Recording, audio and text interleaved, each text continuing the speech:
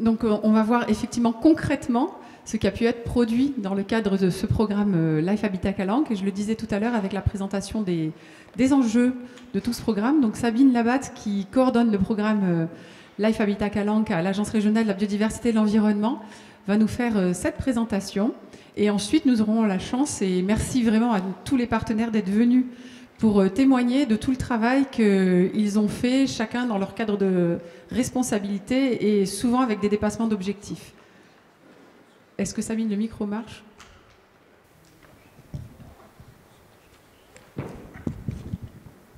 Bonjour à tous, vous m'entendez?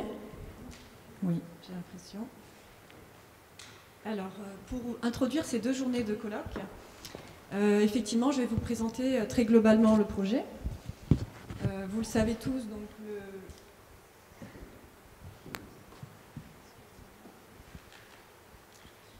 le bassin méditerranéen est un hotspot de biodiversité, c'est-à-dire qu'il concentre un nombre très élevé d'espèces rares et en même temps des pressions anthropiques très importantes sur les écosystèmes.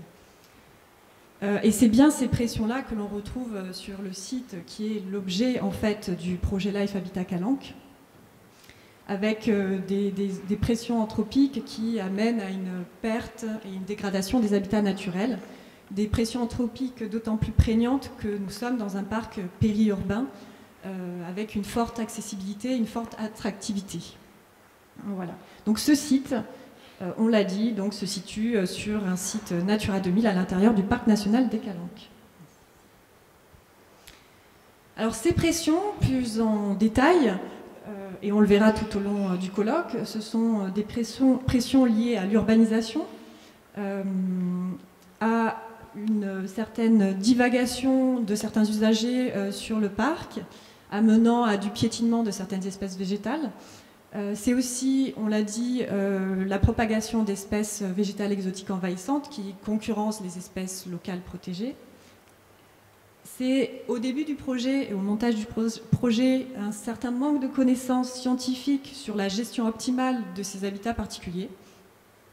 Un manque de connaissances, cette fois-ci de la part des usagers, sur l'impact de leurs pratiques sur les écosystèmes.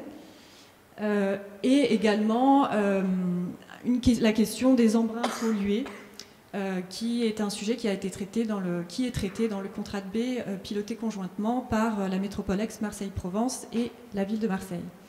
Et toutes ces pressions anthropiques se combinent avec des facteurs climatiques extrêmes. Donc l'identification de ces pressions en début de projet ont permis de bâtir un programme, un projet, des objectifs, 4 en particulier, pour préserver ce littoral remarquable. L'un d'entre eux est donc l'aménagement, la canalisation de la fréquentation par l'aménagement des sentiers. Et tous ces objectifs, vous le verrez, seront repris tout au long, intégrés dans toutes les séquences de ce colloque. Un autre objectif du projet est la restauration de populations structurantes de l'habitat naturel qui est la frigane, donc l'astragale de Marseille et le plantain subulé. Un autre de ces axes, bon, on en a parlé, c'est la gestion des espèces végétales exotiques envahissantes. Et enfin, nous avons ici, dans ce projet, un grand axe sur l'information, la sensibilisation du grand public, des décideurs, le partage de connaissances et d'expériences.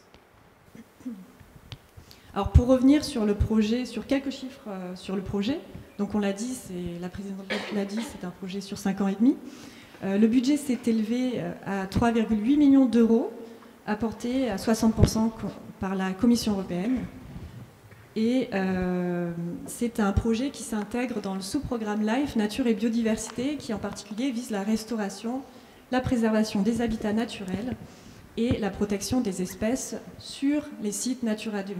Et c'est bien, en fait, le projet vise bien 7 habitats d'intérêt communautaire, dont un, plus particulièrement, la frigane.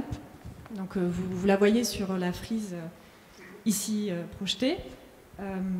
Donc les habitats naturels de la bande littorale des Calanques s'organisent selon un gradient de salinité, et en fait qui se traduit finalement par une distance géographique à la côte. Donc vous voyez, et donc chaque habitat est évidemment constitué d'un cortège d'espèces particulières.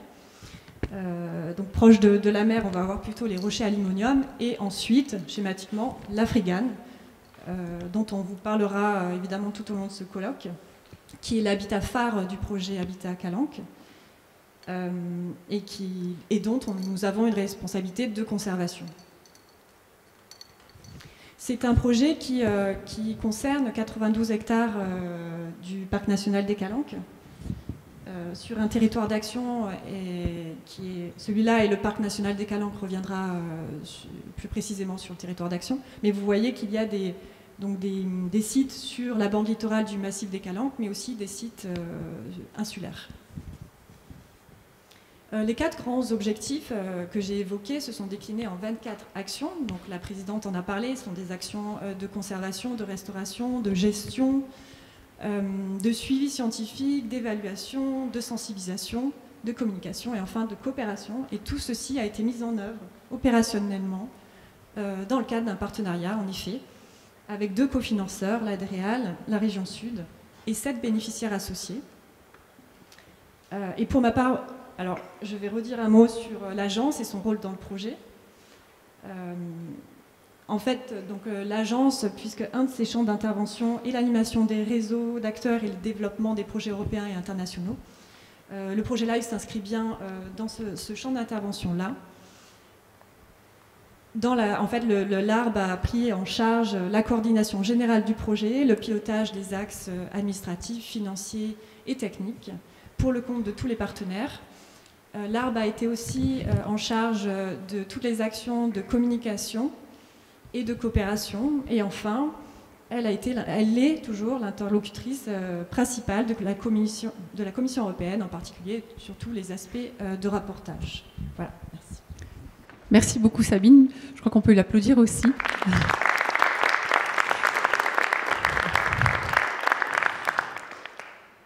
Maintenant, nous allons donner la parole à Monsieur Thierry Tatoni, professeur à Aix-Marseille Université, ainsi que Sylvia Lochion, qui est directrice du Conservatoire botanique national méditerranéen. Ce sont eux qui vont nous présenter les enjeux écologiques du projet. Donc Sylvia et Thierry, je vous propose de vous avancer et de prendre la parole.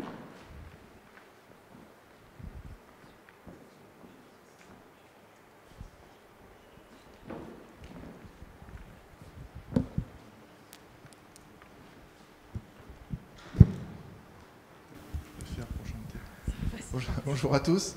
Je suis particulièrement content d'être ici pour partager avec vous les principales conclusions de ce projet qui est assez superbe. J'espère que vous allez partager notre enthousiasme. Alors, je suis là au titre de représentant de ma structure, à savoir Aix-Marseille Université, un des partenaires de ce projet. Et représentant, du coup, je représente bien sûr mon président, Éric Berton, qui présente ses excuses de ne pas être là et qui m'a confié cette mission en me disant que peut-être que je serais un petit peu plus compétent que lui pour parler du projet. Et je représente aussi mes collègues scientifiques qui vont aussi intervenir tout au long de cette journée avec les collègues du parc, du conservatoire et de l'ARB. Alors quelques éléments de contexte avec Sylvia, nous sommes chargés de présenter le contexte écologique. Vous avez vu le contexte global. Le contexte écologique, il est tout simple. Ça a été déjà annoncé par Sabine. On va travailler sur des écosystèmes qui font partie des écosystèmes qui regroupent le plus de population humaine au niveau mondial.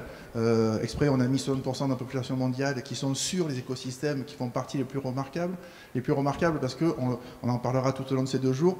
Toute la flore et la faune qui se situent dans cette bande littorale ne peut pas aller ailleurs. Si elle va plus loin, d'un côté elle tombe à l'eau, de l'autre côté, si elle va plus en recul, elle perd sa connotation littorale, parce que dès l'instant qu'on n'est plus au contact de l'eau, on n'a plus cette ambiance littorale. Donc c'est une bande assez étroite sur laquelle on va trouver une biodiversité remarquable et des écosystèmes tout aussi remarquables. Et sur cette bande-là, on a bien sûr, pour que la population se concentre, il faut qu'il y ait des systèmes urbains.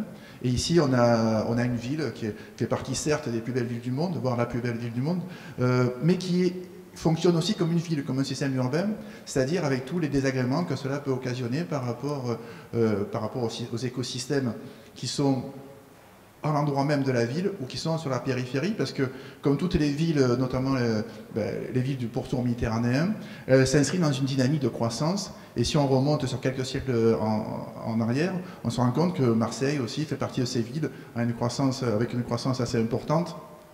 Au départ, c'était juste centré autour du Vieux-Port, et au départ, il y a quelques siècles, il n'y a pas si longtemps que ça, Et puis au XXIe siècle, on est une ville qui a grandi, qui a progressé sur ses côtés, qui a remonté les vallées. Et en progressant, automatiquement, c'est une ville qui va forcément dégrader les écosystèmes, les perturber. Et c'est une ville qui, même si elle est assez fabuleuse, cette ville, elle se fonctionne comme toutes les autres villes, c'est-à-dire ce qui n'est pas bien, ce qui ne nous plaît pas, on le met à la périphérie. Alors ce qui n'est pas bien, généralement, c'est l'industrie, on a absolument besoin de l'industrie pour la dynamique économique, mais l'industrie en plein centre-ville, ça fait tâche, qu'est-ce qu'on fait? On le repousse. C'est ce qui a été fait depuis tous les temps, depuis l'ère industrielle, et c'est comme ça que l'on se retrouve en plein cœur de parc, avec des systèmes hérités, des paysages hérité de ce passé industriel.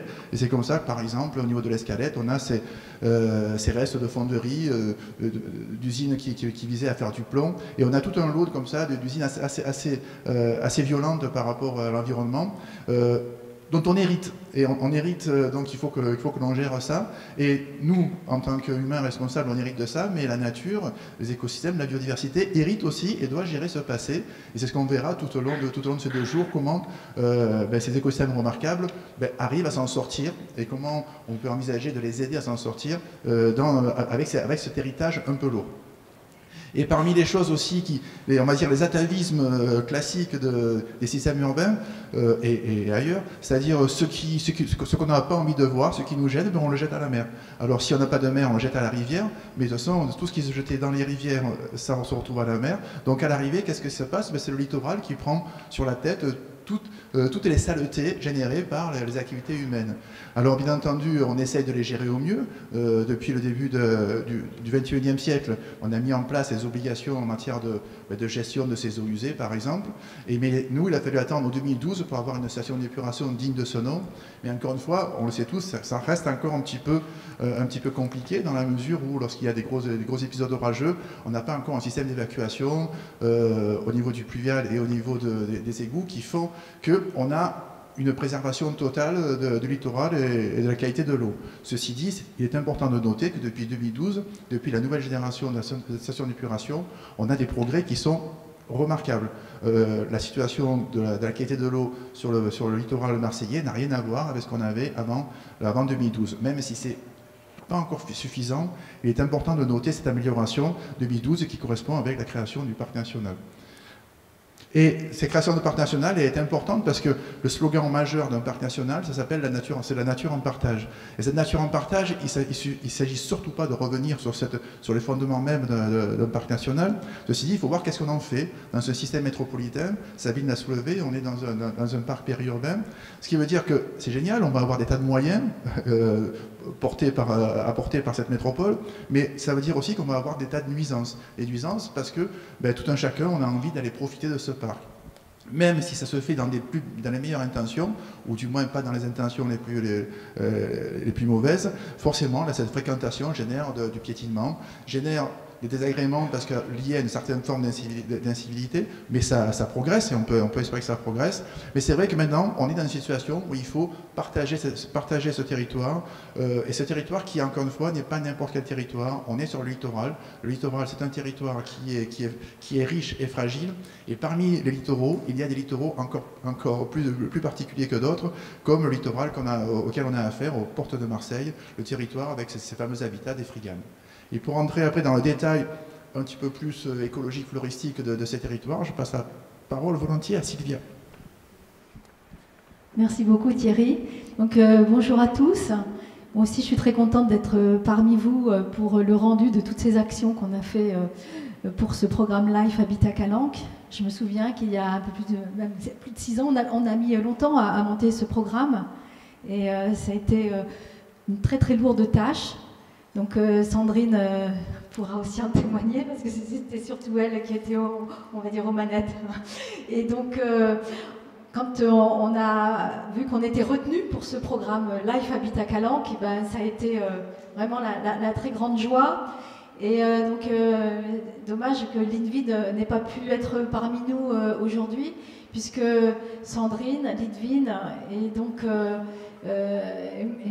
moi aussi, donc on a un petit peu dresser les grandes actions de ce programme qu'on va vous montrer aujourd'hui. Et donc des actions multiples et des actions qui vont pouvoir faire profiter des retours d'expérience de ce programme pour les autres parcs et les autres gestionnaires. Donc après donc, ces considérations générales, donc moi je vais rentrer un petit peu plus dans le détail pour vous faire un focus sur ce milieu naturel, sur cette formation végétale qu'on appelle l'Afrigane. Donc l'Afrigane, c'est un milieu, on va dire, à l'interface terre et mer, qui subit des conditions extrêmes au niveau du climat. Donc c'est très venté et on va retrouver des plantes en coussin. Je ne dis pas en coussinet parce qu'on dit toujours les plantes en coussinet pour tout ce qui est alpin, mais là c'est beaucoup plus gros, c'est des gros coussins, ce qui fait qu'on l'appelle même l'astragale de Marseille le coussin de belle-mère. Alors je dis ça, c'est un petit peu pour agacer Julien qui n'aime pas du tout qu'on appelle ça coussin de belle-mère. Mais c'est épineux, effectivement. Cet astragale de Marseille, qui est le blason un peu de ce parc national des Calanques, eh bien, il est vraiment très structurant de cet écosystème. Et donc, il va permettre aussi à tout un autre cortège d'espèces un petit peu plus discrètes de pouvoir pousser à côté de ces gros coussins. Alors, ces gros coussins que vous voyez là, à droite de la photo, eh bien, c'est très très vieux en fait. L'astragale de Marseille est une espèce longévive et ce qui nous a beaucoup alarmé, c'est qu'on avait des gros coussins qu'on peut dater peut-être de 50 à 100 ans qui commençaient à dépérir sur les côtés et que, eh bien, il n'y a pas de recrue, il n'y a pas de relève. Donc la grosse question est de savoir pourquoi. Pourquoi en fait ces astragales, eh bien, il n'y a pas de jeunes pieds qui vont pouvoir assurer donc la pérennité de cet écosystème. Donc, une deuxième plante, très structurante également de cet écosystème que vous voyez en haut de la frise, une plante en coussin également, le plantain à feuilles d'haleine, le plantain subulé. Donc, ce plantain, eh bien, lui, on observe depuis ces dernières années une décroissance, un gros déclin de la population. Donc, aussi grosse question, que faire pour restaurer cet écosystème? Aux côtés donc de ces deux plantes structurantes de l'Afrigane, donc les deux gros coussins, nous avons beaucoup plus de plantes que souvent on oublie, des plantes rares, menacées, des plantes qui sont également des plantes patrimoniales, et donc ces plantes pour lesquelles nous avons une responsabilité vis-à-vis des générations futures. Donc on va retrouver, donc en partant par la gauche, une petite germandrée, Teucrium polium purpurascens, une endémique, une sous-espèce de Teucrium polium endémique des Calanques. Donc une importance importante.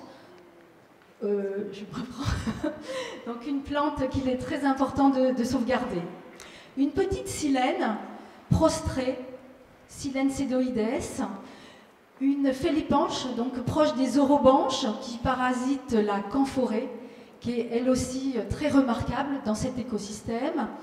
Un petit fumeterre, une Fumaria bombi, une plante un peu pionnière qui aime tout ce qui est un petit peu eutrophisé, mais qui est uniquement aussi présent dans le parc des Calanques.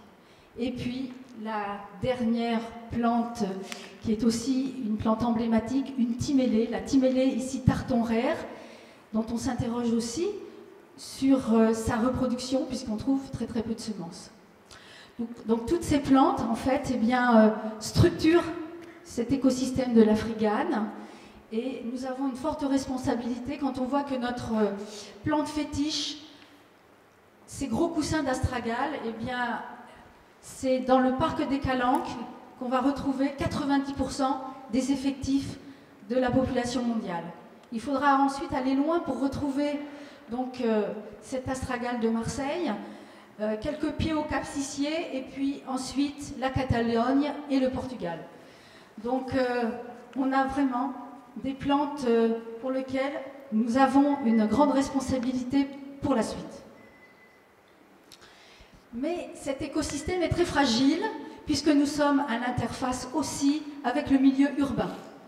Et beaucoup de plantes exotiques se sont sauvées des jardins, des plantes qu'on pourrait penser qu'elles font partie du paysage méditerranéen français, comme l'agave américaine, donc le figuier de Barbarie, notamment l'Oponce stricta, très envahissante parmi toutes les espèces d'Oponce, la luzerne arborescente, et puis bien sûr la plante qu'apprécient tous les Marseillais, la griffe de sorcière, qui fait vraiment des fleurs effectivement magnifiques. C'est difficile d'expliquer donc à la population que ces plantes qui nous entourent, en fait, eh bien, elles ne sont pas indigènes, elles se sont échappées et puis elles sont devenues des plantes exotiques envahissantes et elles sont arrivées au cœur des massifs. Donc ces plantes qui vont concurrencer notre végétation si fragile, eh bien, nous avons tout un protocole, des actions qui ont été donc opérées depuis 5 ans pour rendre à la frigane, à nos falaises, donc, ces plantes indigènes qui sont si remarquables et faire accepter également à la population qu'on fasse des chantiers d'arrachage pour faire revenir cette végétation locale. Donc, toutes ces actions vont vous être présentées pendant ces 2 jours avec une visite de terrain pour concrétiser tout ce qu'on a fait et vous montrer ce qu'on peut retirer de tous ces chantiers qu'on a fait ensemble. Je vous remercie. Merci beaucoup Sylvia, merci beaucoup Thierry. Merci à tous les deux. Effectivement, ce sont nos ressources scientifiques sur le programme et sans eux, il n'y aurait pas, comme l'a dit la présidente, la robustesse et la fiabilité des résultats de ce programme. Donc un grand merci à vous et à vos équipes pour tout le travail qui a été fait et qui va vous être présenté concrètement en partie cet après-midi et pour le reste demain. Je vais demander à Samuel Layache, du Parc national des Calanques, de venir nous présenter les enjeux de gestion. Donc là, nous avons 3 partenaires clés de ce programme, comme l'a dit notre présidente tout à l'heure, qui sont le Parc national des Calanques, la ville de Marseille et le Conseil départemental des Bouches-du-Rhône, qui ont œuvré à ces actions de gestion et qui ont œuvré de concert. Donc Samuel, je te laisse présenter la partie du Parc national. Bonjour à tous, je suis très content d'être parmi vous. Donc effectivement, je vais représenter le Parc national des Calanques. Plusieurs de mes collègues sont dans la salle. D'une part, effectivement, des agents des pôles thématiques et aussi des agents de secteur. Je tiens à remercier aussi, effectivement, certaines ont été citées, les personnes qui étaient présentes au début du projet et qui ne sont plus là. Donc effectivement, Lidvine Lemierre Pêcheux qui a été cité, Marie Bermond aussi, ma prédécesseur, François Blanc, donc effectivement le directeur, Gaëlle Berthaud, notre nouvelle directrice, donc lui a succédé, et Lorraine Keller, alors je pense qu'elle n'est pas encore arrivée, mais évidemment qui était effectivement la coordinatrice pour le parc, et donc Antonin Dupin effectivement lui a succédé. Et tous mes autres collègues qui sont dans la salle interviendront, certains plus tard. Donc c'est intéressant de revenir sur effectivement ce territoire et des enjeux de gestion et un peu le rôle de chaque partenaire. Donc il y a des choses qui ont déjà été dites. Je vais faire certaines redites, mais par une entrée un peu différente.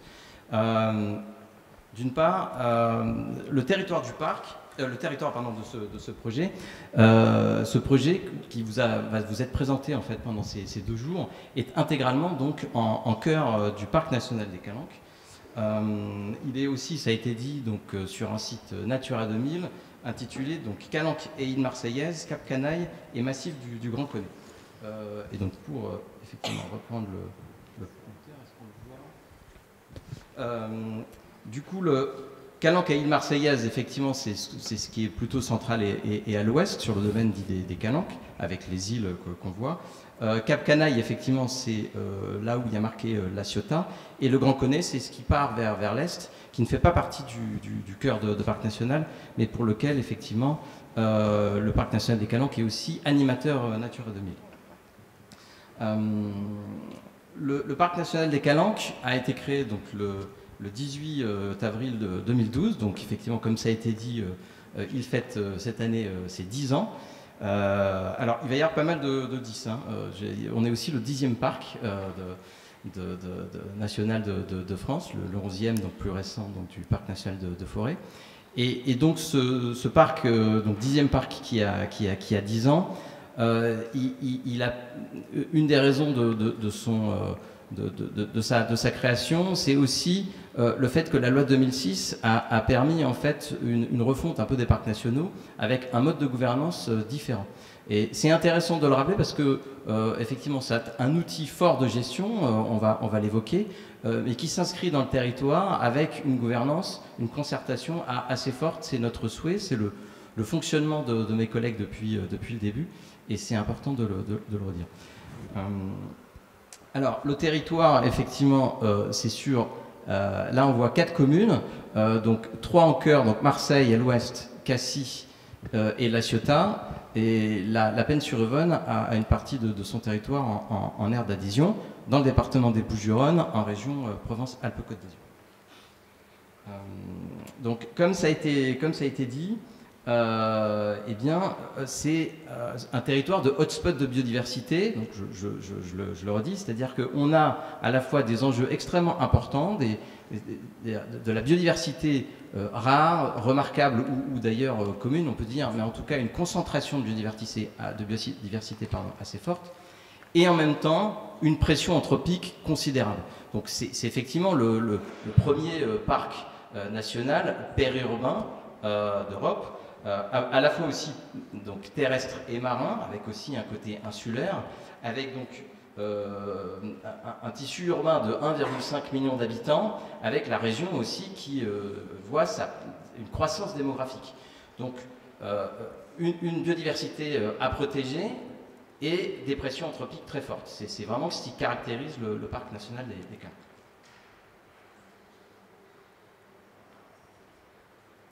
Et donc, l'idée de ce qui va être développé effectivement dans les 2 diapos qui suivent, il ne reste plus beaucoup de diapos, à pression forte, réponse forte, protection forte.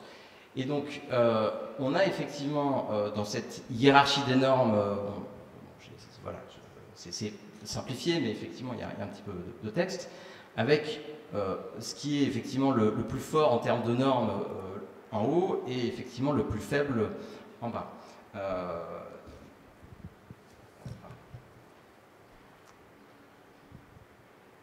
Donc, le parc national des Calanques, c'est une réglementation spécifique. Donc, en dessous du code de l'environnement, eh bien, il y a le décret de création du parc, qui est la base effectivement de notre fonctionnement régalien.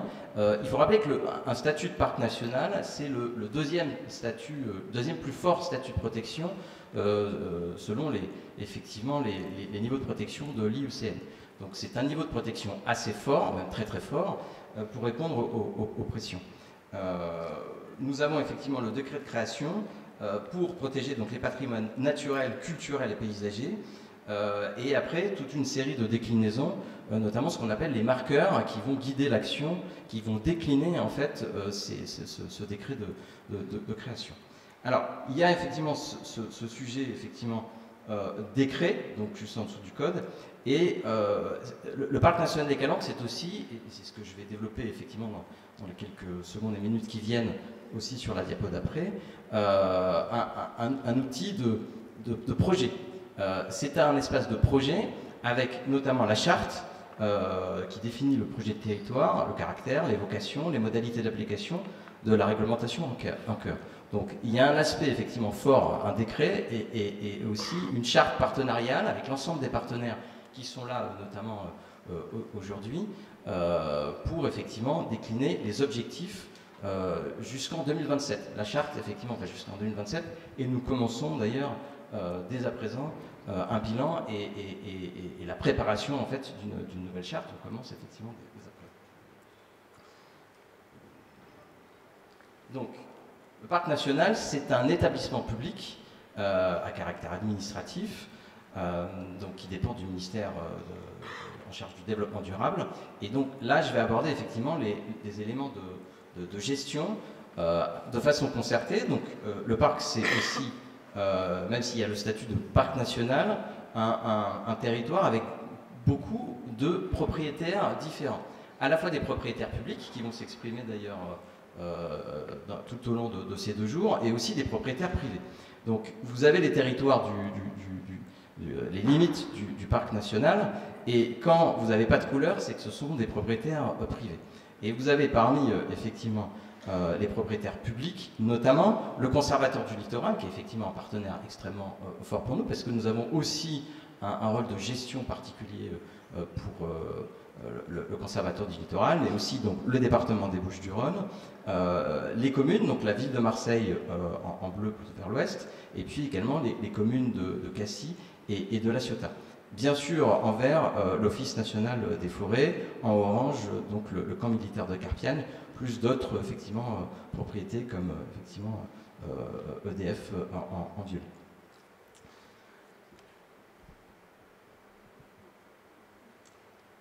Et donc pour finir cette dernière diapositive, avec effectivement, je redis un peu ce que j'ai dit tout à l'heure, mais différemment, c'est-à-dire un rôle pour le parc national, l'établissement public de réglementation, mais aussi d'impulsion, de coordination en fait des efforts. Et donc ça va vous être exposé dans le cadre de ce projet Life Habitat Calanque, de coordination technique de cet outil Life Habitat Calanque qui est assez, d'une part stratégique, mais aussi opérationnel.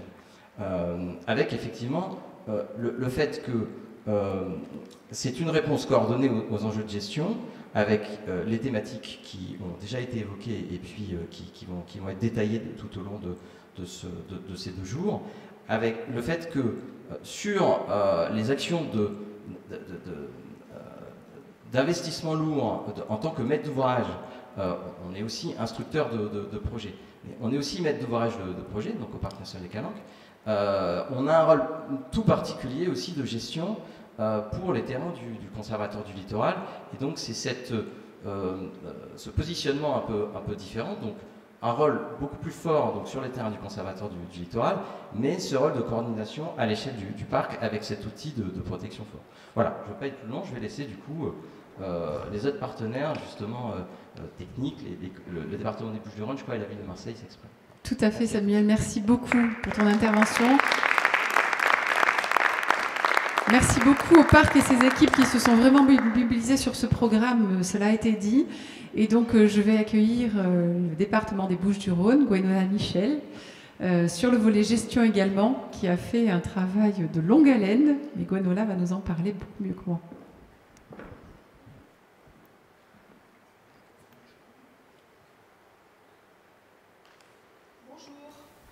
Donc, moi, je vais parler pour le département des Bouches-du-Rhône. Donc, le département, sur le territoire du parc national, on est à peu près à 1800 hectares de propriétés qui vont du littoral, puisqu'on est vraiment aux portes de Marseille avec la partie Montrose, jusqu'au sommet du massif, puisque nous avons aussi de la haute montagne, si je puis dire, avec le sommet avec Carpiane et le sommet de la Barasse. Et donc, pardon. Oui, désolée, je suis trop petite. Je ne vais pas revenir sur la question de tout ce qui est patrimoine environnemental, puisque tout le monde l'a déjà dit avant moi et même mieux dit. Mais les domaines départementaux, qu'ils soient dans le parc national ou pas, sont des domaines qui ont de forts enjeux environnementaux, mais aussi patrimoniaux. Mais bien évidemment, comme tout ce qui est espace naturel, c'était déjà présent avant le premier confinement, mais ça l'est encore plus depuis. Tous les espaces sont largement soumis à de la fréquentation, à de l'hyper-fréquentation, à une fréquentation qui est diffuse, avec des usagers qui quelquefois sont respectueux et puis quelquefois le sont beaucoup moins. Et donc pour continuer sur la logique, bien évidemment, ceux qui étaient là à la création du parc, du temps du GIP, lorsque le parc national s'est créé, on a vu aussi pour certains une opportunité pour la réalisation d'opérations qu'on ne pouvait pas forcément mener préalablement. Et c'est pour ça qu'on est à peu près tous partis dans le projet LIFE. Alors pour les domaines, on a principalement 3 gros enjeux. On a à la fois donc la restauration des continuités écologiques, la canalisation de la fréquentation et l'éradication des espèces exotiques envahissantes. Les deux premiers, pour moi, sont intimement liés, puisque forcément, la canalisation de la fréquentation va avoir un impact sur la restauration des continuités, et si on ne travaille pas dessus, on pourra faire tout ce qu'on veut en matière de restauration, ça ne fonctionnera pas, puisqu'on n'arrivera pas non plus à pouvoir régler ce problème de fréquentation diffuse.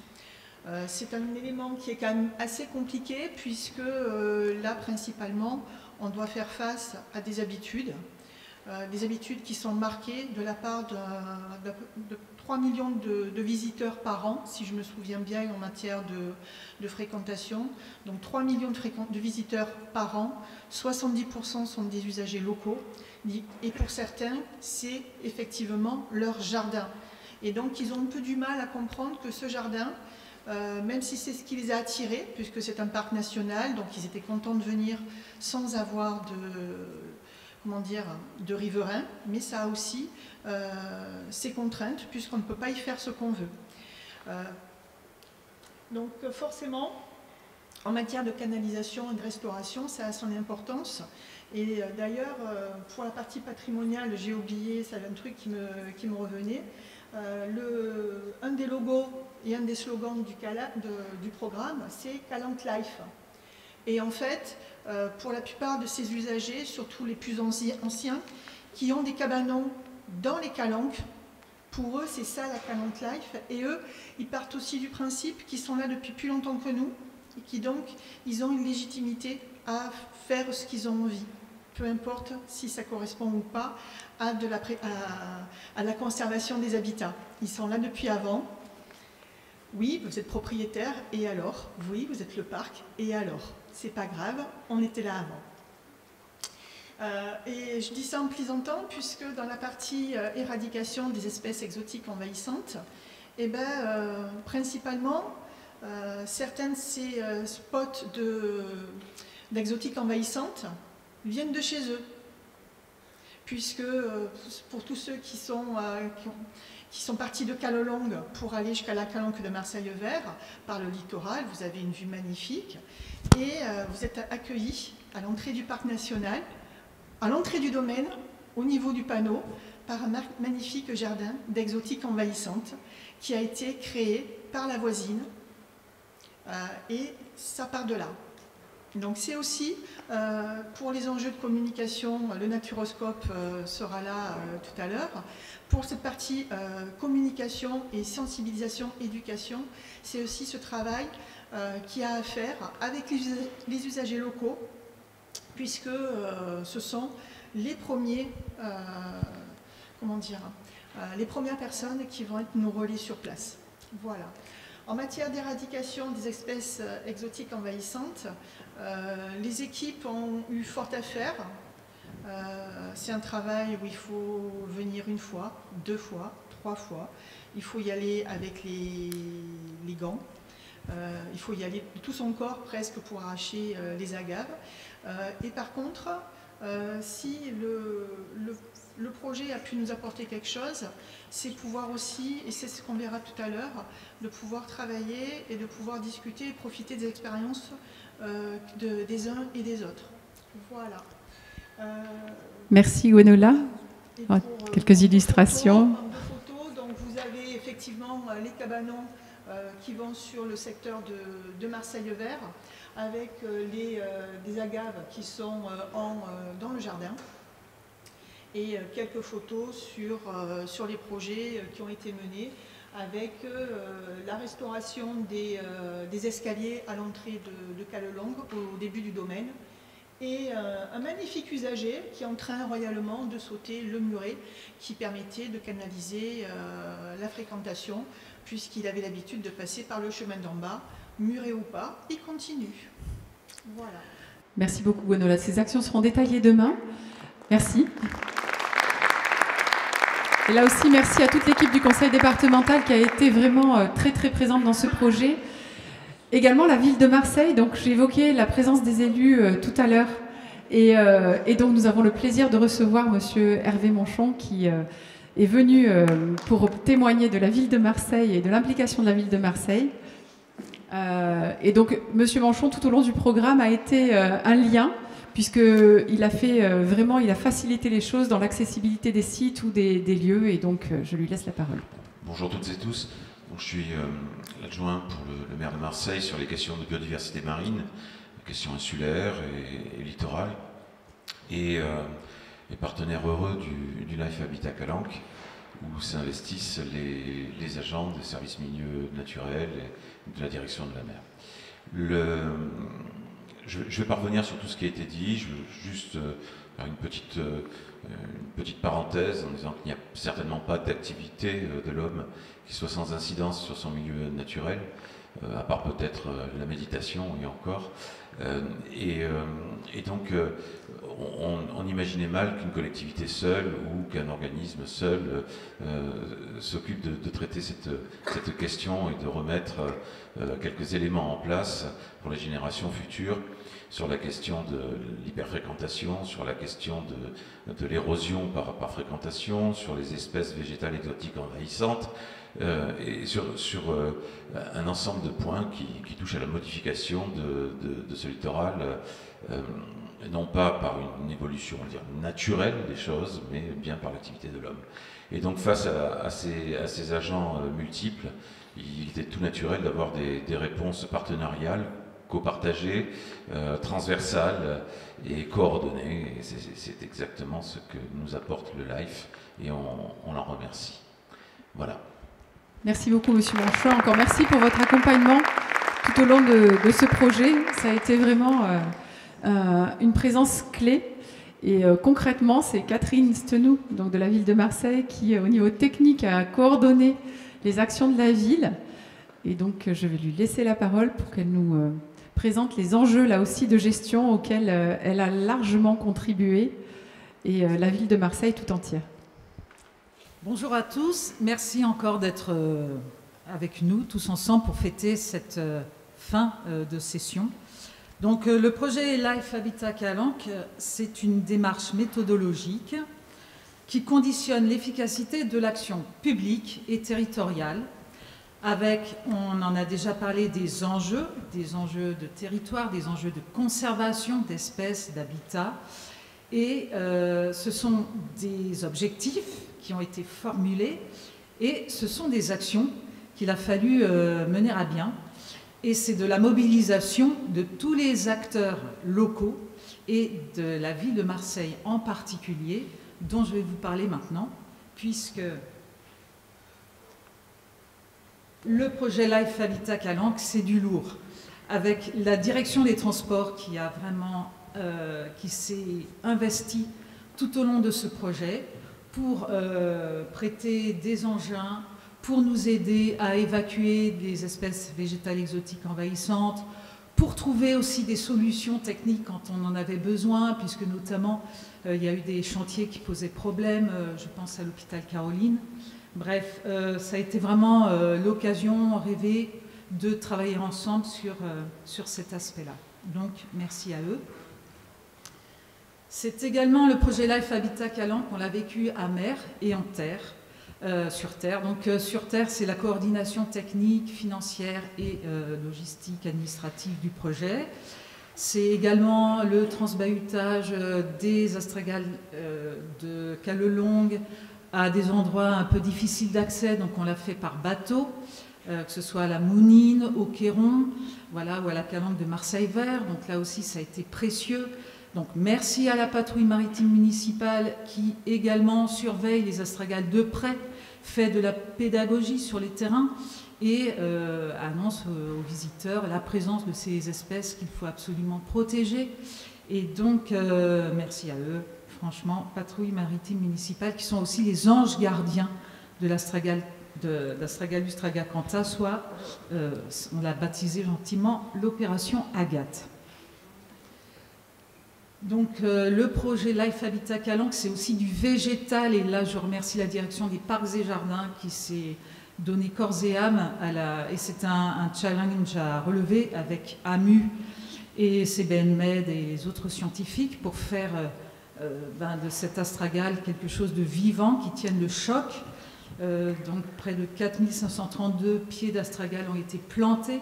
Donc c'est évidemment grâce à eux, mais il n'y a pas que de l'astragal. Il y a eu de nombreuses plantes locales qui ont été mises en culture et qui ornent maintenant quelques jardins pilotes qu'on peut voir émaillant la ville de Marseille. C'est du colossal avec la direction transition écologique et nature en ville. Voilà, pour restaurer la continuité à Sugiton de ces sentiers qui vont permettre la régénération de la flore qu'on piétine par mégarde, qu'on ne voit pas. Donc c'est la canalisation, la réhabilitation des sentiers. Donc gros chantier, ça a été un morceau de bravoure et le poste financier le plus important de ce projet. Bon, c'est également du visuel, donc je remercie la direction de la communication qui nous a mis à disposition leur vidéaste et qui a, pendant 6 moments clés du projet, été là pour faire une transcription visuelle et que ça reste dans les mémoires. Donc on aura l'occasion de les voir tout au long de ces 2 journées. Alors, bien évidemment, c'est du collectif. Donc on voit sur ces photos quelques personnes voilà, qui se sont lancés à corps perdu dans l'arrachage des agaves notamment. Il y a eu un patch de 30 mètres carrés près de l'hôpital Caroline en bas, à droite. Il y a aussi de la plantation d'espèces locales, c'était en mars 2020 en bas à gauche, avec l'équipe de volontaires emmenée par le Naturoscope. Au-dessus, il y a des volontaires en service civique de la ville de Marseille qui se sont prêtés au jeu de l'arrachage. Et là, on voit Loïc et Julien en train d'essayer d'arracher un pied d'agave et on se rend compte de la difficulté et vraiment de l'acte physique que ça représente. Et puis, il y a évidemment des opérations de communication auxquelles j'ai eu le plaisir personnellement de participer à la rencontre du grand public. Là, c'est aux journées d'Albertas à Bouc-Bel-Air. Alors, c'est de l'invention parce qu'il a fallu trouver des solutions à des problèmes techniques, j'en ai déjà parlé. Mais c'est aussi du recyclage de choses dont on ne savait que faire à la direction de la mer, par exemple des bâches. Donc on en a utilisé, il y en a une qui est immense, qui annonçait la candidature de Marseille au JO. Eh bien, on l'a récupérée pour pouvoir faire des tests de couverture d'eau pont sur le Frioul. Donc il a fallu la gruter d'abord, l'étendre par terre ensuite, et puis la découper. Enfin, voilà.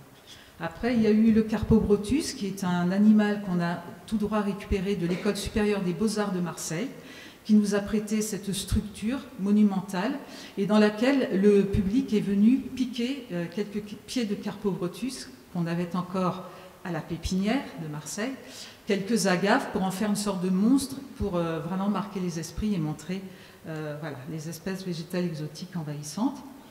Bon, et puis, donc là, c'était à l'occasion du Festival international, du séminaire international de septembre 2019, en bas à droite. Il y a aussi de la création, puisque le Conservatoire botanique national méditerranéen a conçu des brancards à partir de bâches dont on ne savait plus que faire à la direction de la mer. Donc, on a aussi créé nos propres outils pour pouvoir partir à la guerre des exotiques envahissant. Et ensuite, le projet Life Habitat Calanque, c'est enfin de l'engagement, parce que sans tout ça, finalement, rien ne se ferait. Donc merci à tous ceux qui, de près ou de loin, ont collaboré. Et puis voilà, je crois que c'est fini. Merci beaucoup, Catherine. Non, pour terminer, c'était juste qu'on voulait poursuivre sur la thématique des milieux naturels à protéger, de la frigane qui est très importante et personnellement la ville de Marseille a tout intérêt à promouvoir la frigane et à mieux la faire connaître auprès du public et c'est protéger le monde qui nous porte. Merci à vous. Merci beaucoup Catherine, merci à la ville de Marseille. Et comme le disait notre présidente tout à l'heure, de petit, puisque à chaque fois tu te qualifies comme ça, Loïc, mais non des moindres, et très très important aussi dans ce projet, donc le Naturoscope, Loïc Panzani, qui lui s'est chargé de tout ce qui était sensibilisation dans le cadre du projet. Loïc. Bonjour à tous, je vais monter peut-être, je suis petit, mais bon, c'est bon quand même. Voilà, ça marche, ouais. Donc bonjour à tous, moi c'est Loïc Panzani du Naturoscope. Et je voudrais rebondir d'abord sur Catherine et ce qu'elle a pu dire sur l'engagement, sur le collectif et l'invention. C'est quand même quelque chose qui pour nous a été énorme, enfin pour tout le monde je pense, c'est réussir à faire travailler ensemble toutes ces collectivités, ces institutions et associations qui ont des modes de travail qui sont différents, qui ont des outils de suivi qui sont très différents. Et là, c'est un projet qui a permis d'essayer de prendre le meilleur de chacun, quitte à créer des process qui nous permettent de travailler ensemble, chacun avec nos spécificités. Et sur un certain nombre de photos qu'elle a pu montrer, on a pu voir qu'en réalité, ces opérations n'ont pu se réaliser que parce qu'il y avait tout ce beau monde. Donc nous, le petit, effectivement, c'est le Naturoscope, c'est une association d'éducation à l'environnement et au développement durable, qui a 27 ans, plus de 27 ans, puisqu'on est né en 95, qui est reconnu d'intérêt général depuis quelques années. Alors, c'est une association, on a comme credo, je ne l'ai pas mis parce que c'est vrai que je voulais être bref, mais quand même on va le dire, notre credo, nous, c'est aimer, comprendre, agir. L'idée, c'est d'inviter le public par différentes approches, qu'elles soient sensibles, naturalistes ou scientifiques, pour les inviter à avoir une relation émotionnelle avec le vivant, pour qu'ensuite on se pose des questions qu'on va nécessairement voir sur l'impact de l'homme et pour amener à la phase d'action. Donc c'est un credo, mais c'est aussi un peu une démarche, puisqu'on essaie aussi de mener nos interventions de cette manière, en partant du sensoriel et de la découverte vers l'action et l'engagement. Donc, bon, je ne vais pas vous présenter toutes les actions du Naturoscope, puisque nous, en 27 ans, on a pu se développer sur vraiment un public et surtout des thématiques qui sont très larges. Nous, on était historiquement plus axés sur la biodiversité littorale et marine, et très vite, devant la compréhension de l'interconnectivité de toutes les problématiques environnementales, on a été amené à traiter de nombreux sujets dont je ne veux pas vous parler aujourd'hui. Néanmoins, le cœur de nos actions, et on va dire notre ADN, c'est notre littoral provençal. Notre littoral, qu'il soit terrestre ou marin d'ailleurs. Et pour ça, on intervient sur des publics qui sont très variés, puisqu'on intervient sur des publics qui vont de la maternelle jusqu'au grand public, en passant par des élus, des professionnels. Donc on essaie de sensibiliser en fonction à la fois des enjeux, mais surtout des demandes qu'il peut y avoir, et puis de l'intérêt, on va dire.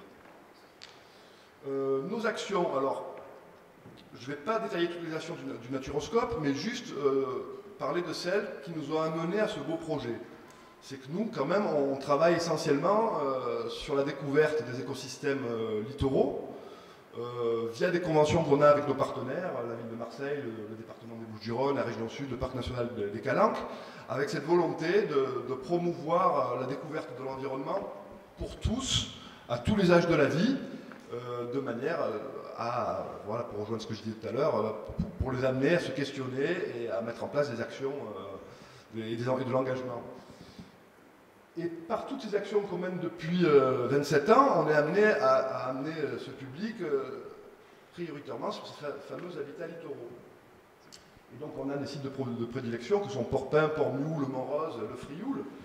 Et nous, on est toujours confrontés à cette même chose depuis qu'on fait ça, un peu moins aujourd'hui après le live, il faut le dire, c'est qu'on était sur un territoire, bon, c'est vrai depuis il y a le parc, le live, où il y avait une canalisation historique qui était faite de manière un peu aléatoire, on va dire, avec un développement de sentiers qui allait un peu partout, et nous-mêmes, qui sommes quand même de fins connaisseurs du territoire, toutes nos équipes sont souvent confrontées à la difficulté et la responsabilité aussi. On amène des groupes jusqu'à 30 personnes sur site, se dire, attendez, quel chemin on prend là?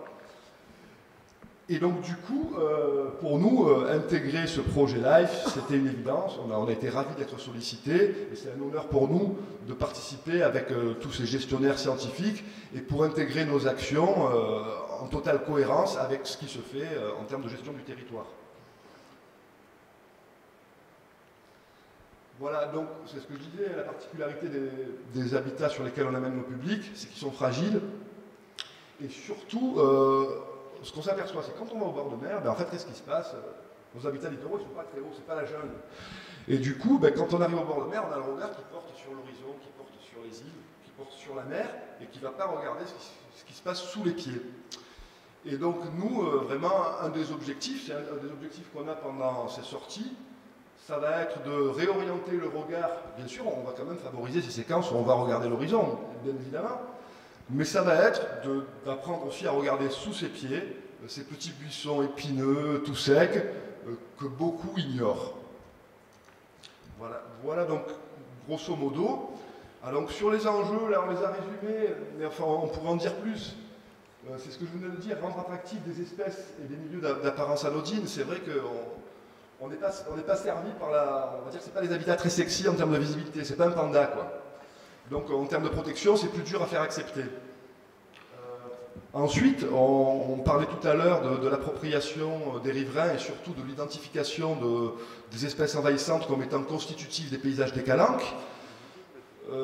Ça, c'est vrai que c'était le plus dur, c'est-à-dire que nous, on a affaire à un public dont les agaves ont été plantées par les grands-parents et pour qui toucher à ce patrimoine, c'est toucher intimement à l'affect des personnes.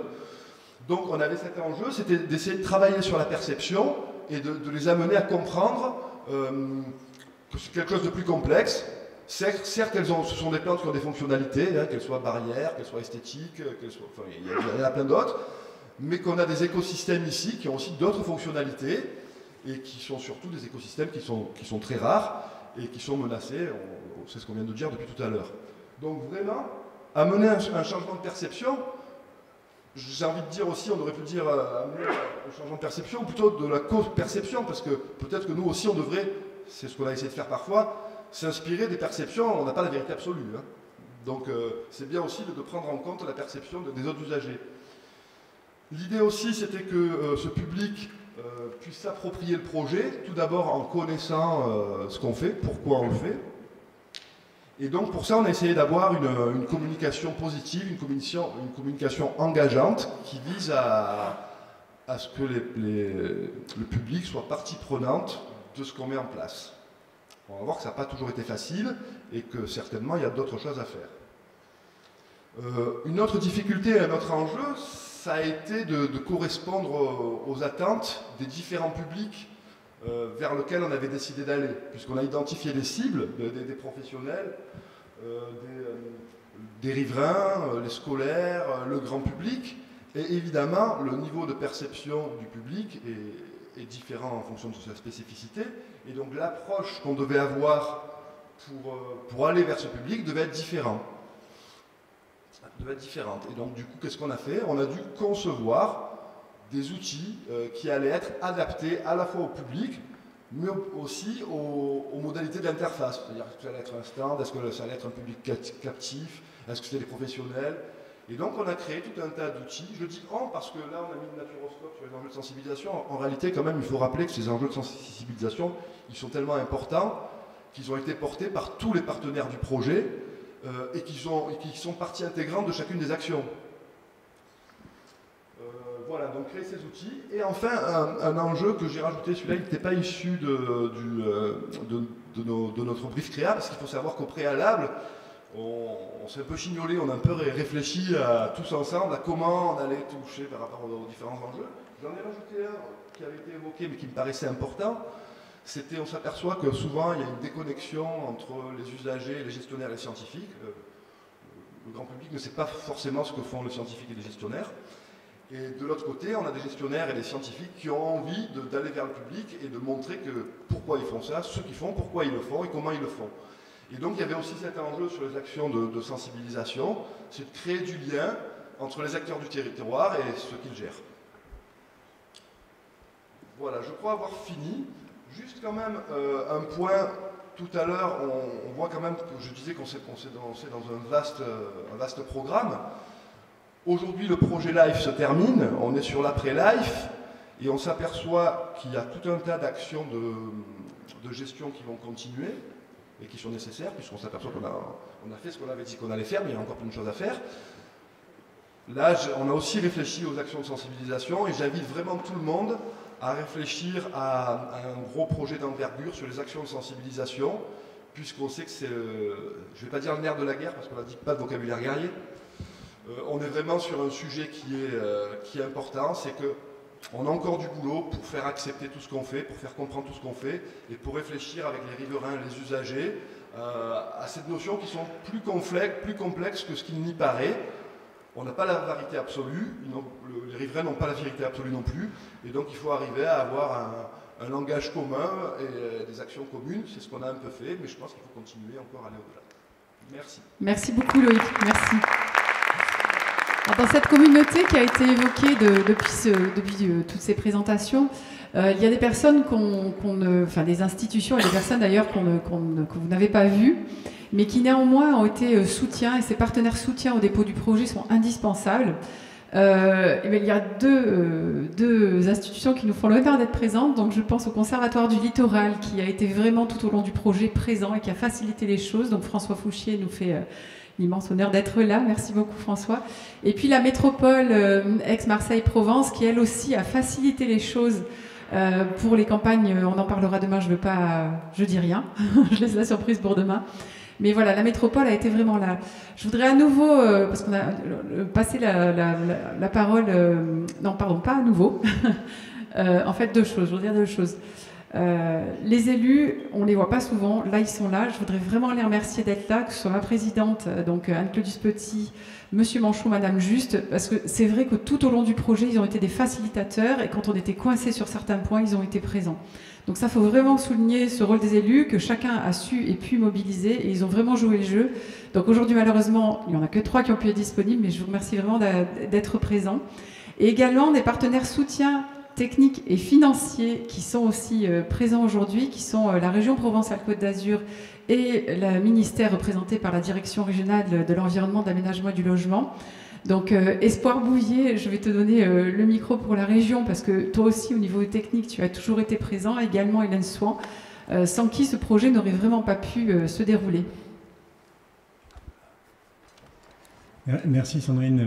Alors très rapidement, effectivement, puisque Anne-Claudius Petit est aussi conseillère régionale et elle a déjà dit beaucoup de choses, oui, la région elle est présente en soutien financier de beaucoup de projets européens, elle en porte aussi, elle porte le projet Nature for City Life qui n'est pas encore fini, qui sera le suivant. Et elle a à cœur effectivement d'apporter ses soutiens en contrepartie, on va dire national ou local, à des financements européens, et je pense que ça a amené à se développer de plus en plus. La place de la région, c'est vrai que ça a été important dans ce projet comme élément déclencheur, mais je pense que l'État dira la même chose pour avoir un appui financier, notamment sur des questions de restauration des terrains et de certains écosystèmes qui sont impactés par la surfréquentation et l'hyperfréquentation, puisque c'était comme ça qu'avait été ciblé l'aide. Voilà, bon, un live se termine. Il y a des voisins gestionnaires, membres du REN, qui sont partis aussi sur d'autres lives et pour lesquels la région est partie prenante. Je donne juste ça comme exemple, mais par exemple, vos amis du Seine partent sur la défense de Prionotropis rhodanica, le criquet donc rhodanien qui est en voie d'extinction sur la plaine de Crau. Et la région est encore présente aux côtés de l'État en contrepartie nationale. On continuera de toute façon à apporter ces soutiens-là. Ça nous paraît important pour catalyser, être un peu catalyseur de ces programmes multipartenariaux.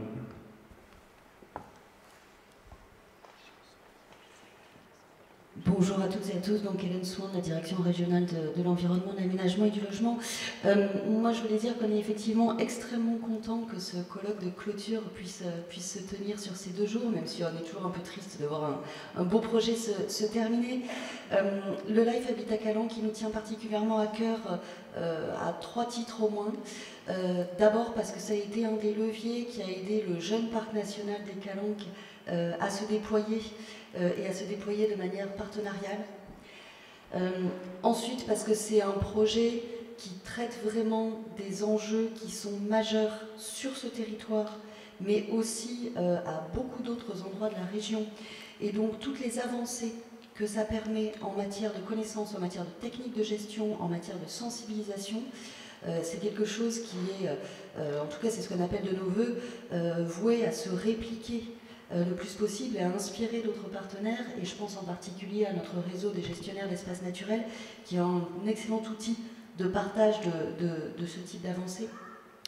Et puis c'est un projet remarquable aussi. Et enfin, ça a été souligné à plusieurs reprises, la dynamique partenariale, qui a vraiment extrêmement bien fonctionné, avec un collectif à la fois organisé, soudé et engagé. Nous en voit passer quand même un certain nombre des projets européens et des projets live, et un collectif aussi ample, aussi diversifié et aussi efficace, ça mérite vraiment d'être souligné. Donc je vous souhaite également un excellent colloque de clôture, et puis on se tient à votre disposition à tous pour appuyer et soutenir d'autres projets live ou d'autres types de projets, comme on le fait de manière assez régulière. Typiquement, Espoir a parlé du live Cricket Pro, mais on peut penser à d'autres. Merci. Moi, je voulais dire un petit mot sur l'équipe interne de l'agence, parce que c'est beaucoup d'investissement pour un coordonnateur. Et donc, dans le mot coordonnateur, on a une directrice qui a pris son poste il y a plus d'1 an et demi, qui s'appelle Audrey Michel, qui est là et qui est une vraie facilitatrice aussi. Donc, je voulais vraiment la remercier pour cet accompagnement sur la fin de projet, parce que c'est pas facile. Également l'équipe com qui est aujourd'hui présente, donc Audrey Glorian et Alexandra Aka, qui sur la com sont là depuis le début, dès qu'elles le peuvent. Donc un grand merci. Et que vous avez vu depuis tout à l'heure, mais qui, voilà, Jenny Soun Mazella, qui est notre assistante depuis le début sur ce programme, qui a fait tout le volet administratif, technique et financier. Et Estelle aussi Lombardo, qui était à l'accueil aussi, qui nous a rejoint sur le volet financier. Un grand merci, parce que c'est un vrai soulagement aussi. Et j'en ai pas parlé, le début du programme a été coordonné par une chargée de mission qui s'appelle Cynthia Lass, qui donc est partie au Seine, qui était citée tout à l'heure, et donc remplacée avec brio par Sabine, que je remercie aussi pour tout le travail qui est fait.